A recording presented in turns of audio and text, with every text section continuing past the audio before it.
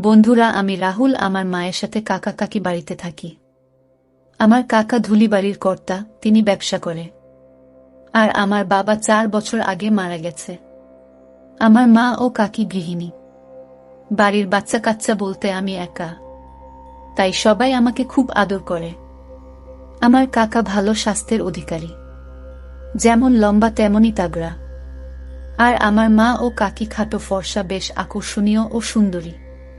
আমার মা আর কাকির গঠন প্রায় এক সমান। তাকে নিজের সন্তান নেই, আমাকে আপন সন্তানের চোখে দেখে। আমি তাই তাকে বর্মা ডাকি। মা তাকে দিদি বলে ডাকে।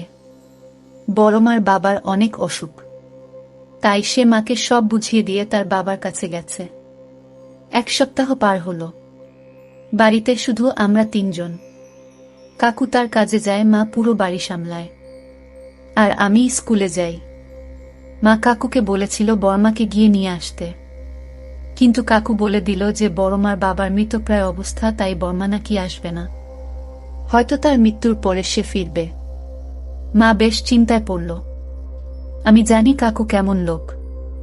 খেয়াল করলাম কাকু ইদানিং বাসায় বেশি থাকে, বিশেষ তো মার আশেপাশে। মা সব বুঝে কিন্তু কিছুই বলে না। বুঝতে পারি কাকু মাকে পছন্দ করে। ঠান্ডা মাথায় চিন্তাভাবনা করে কাউকে সাহায্য করার কথা ভাবি, কারণ সে আমার বাবার মতো, আর মা এক স্বামী বঞ্চিত নারী।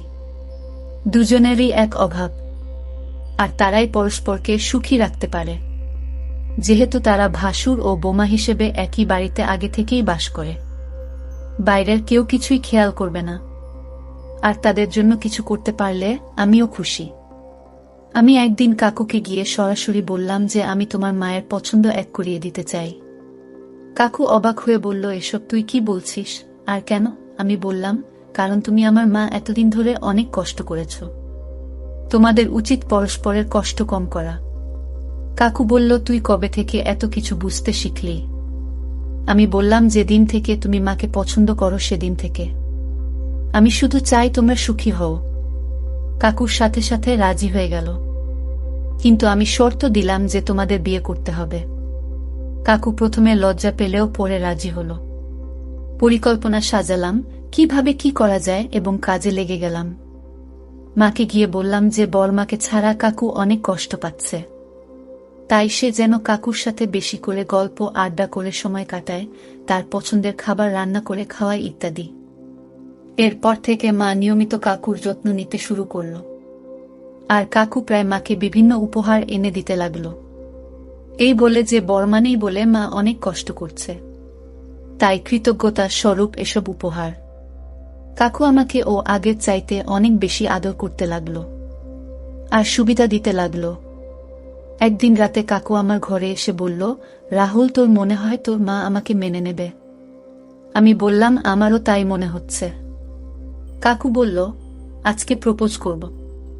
আমি বললাম, একটু তাড়াহুড়ো হয়ে যাচ্ছে না? কাকু বলল, না, পরে তার মন বদলে যেতে পারে। আমি যাচ্ছি। আমি বললাম, কাকু, আমার কথাটা মনে আছে তো? সেটা কি করবে? কাকু বলল, চিন্তা করিস না, আমি দরজা শুধুই লাগিয়ে রাখব, বন্ধ করব না। তুই সামান্য ঠেলে দেখবি কিভাবে প্রপোজ করি, কিন্তু সাবধানে, তোর মা টের পেলে সব মাটি হয়ে যাবে। আমি খুবই খুশি হলাম।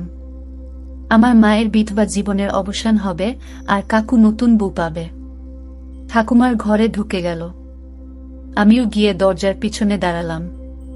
কাকু দরজা চাপিয়ে দিল।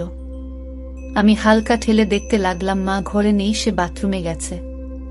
গোসল শেষে মা বাথরুম থেকে বেরোলো। কাকুকে দাঁড়িয়ে থাকতে দেখে মা চমকে উঠল। মা বলল, দাদা, আপনি এখানে?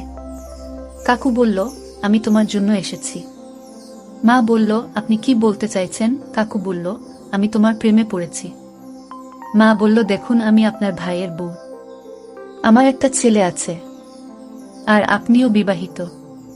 কাকু বলল, তুমি আমার ভাইয়ের বিধবা বউ। তোমার ছেলে এখন ঘুমোচ্ছে, আর আমার বউ অনেক দিনের জন্য বাড়ির বাইরে। মা বলল, তাতে কি? এটা কোনোভাবেই সম্ভব না। আপনি আমার দাদা। কাকু বলল, কেন হবে না? সম্পর্ক ভালোবাসা দিয়েই হয়। আর এত দিনের ঘটনার পর নিশ্চয়ই তুমি অস্বীকার করবে না যে তুমি আমাকে ভালোবাসো না, তাই আমাদের মাঝে কোনো বাধা থাকতে পারে না। মা বলল, না দাদা, যতই বলুন না কেন আপনি চলে যান। আপনি না গেলে আমি কিন্তু চিৎকার করব। কাকু বলল, তুমি চিৎকার করবে না, কারণ তুমি আমার আশ্রয় থাকো। এতদিন বিধবা হয়েছিলেন, আজ থেকে আমার বউ হয়ে থাকবে। মানে একটা ভাব করে বলল, ভাবলাম আপনি তাড়িয়ে দিলেন, ছেলে নিয়ে কোথায় যাব, তাই আপনাকে খুশি রাখাই ভালো হবে। কাকু হেসে উঠে বলল, কি বুদ্ধি, এখনো স্বীকার করবে না যে আমাকে ভালোবাসো। মা দুষ্টুমি মাখা হাসি দিয়ে বলল, ভাবি জানলে কি বলবে। কাকু বলল, তাকে কেন বলবো, বলছি না আজ থেকে তুমি আমার বউ হয়ে থাকবে। এরপর আমি রুমে এসে বিছানায় ঘুমিয়ে পড়লাম। পরদিন সকালে ঘুম থেকে উঠে গিয়ে দেখি তারা ঘুমিয়ে আছে। আমি গিয়ে ড্রয়িং রুমের সোফায় বসলাম। একটু পর কাকু বেরল। আমাকে দেখে কাকু একটু লজ্জা পেয়ে গেল। আমি বললাম, এখন আর লজ্জা পেয়ে কি হবে। কাকু বলল, তা কি বুঝলি? আমি বললাম, বুঝলাম তোমরা একে অপরের প্রেমে পড়ে গেছ। কাকু বলল, ঠিক বলেছিস রে, আমি তোকে খুব তাড়াতাড়ি ভাই এনে দিব। আমি বললাম, বর্মাকে কি বলবে? কাকু বলল, কি বলবো মানে? আমি বললাম, ছেড়ে দেবে নাকি? কাকু বলল, ছেড়ে দেব কেন, রেখে দেব। আমি বললাম, তাহলে দুই বউ কিভাবে সামলাবে? কাকু বলল, হবে রে বেটা, বুদ্ধির জোরে সবই হবে, তুই শুধু দেখে যা। এই বলে কাকু তার ঘরে চলে গেল। আমি মামার ঘরে উকি দিলাম। মায়ের মুখে একটা তৃপ্তির ছাপ আছে, যা আগে ছিল না। আমি তাদের জন্য খুব খুশি হলাম। মা সারাদিন আরাম করল, আর কাকু ঘরের কাজ করল। কাজের চাইতেও কাজই করবে বেশি। তার কাণ্ডকারখানা দেখে মা হাসতে লাগল। কিভাবে তারা সবকিছু নতুনভাবে শুরু করল। এরকম প্রায় 1 মাস চলার পর বর্মা ফিরে এলো। একদিন কাকু আমাদের সবাইকে সঙ্গে নিয়ে শপিং করতে নিয়ে গেল। শপিং শেষে আমরা একটা কফি শপে গেলাম, কিন্তু কাকু আমাকে নিয়ে এক টেবিলে বসল। আম্মা ও বর্মা বসল আরেক টেবিলে। আমি বললাম, কি ব্যাপার কাকু, আমরা আলাদা টেবিলে বসেছি কেন? কাকু বলল, ওরা দুজনে কিছু কথা বলবে। আমি বললাম, কি কথা বলবে? কাকু বলল, তোর মা তোর বর্মাকে বোঝাবে আমরা যেন বিয়ে করি।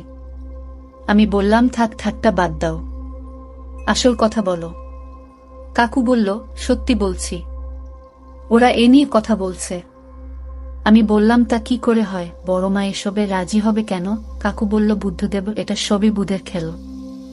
আমি বললাম, তুমি সব স্পষ্ট করে বলতো, এলাকার সবাই কি বলবে? কাকু বলল, সে চিন্তা তুই করিস না, আমরা দূরে অন্য কোনো এলাকায় যাচ্ছি, সেখানে নতুন পরিচয় থাকব। তোর মা আর বড় মা জায়গা অদল বদল করবে।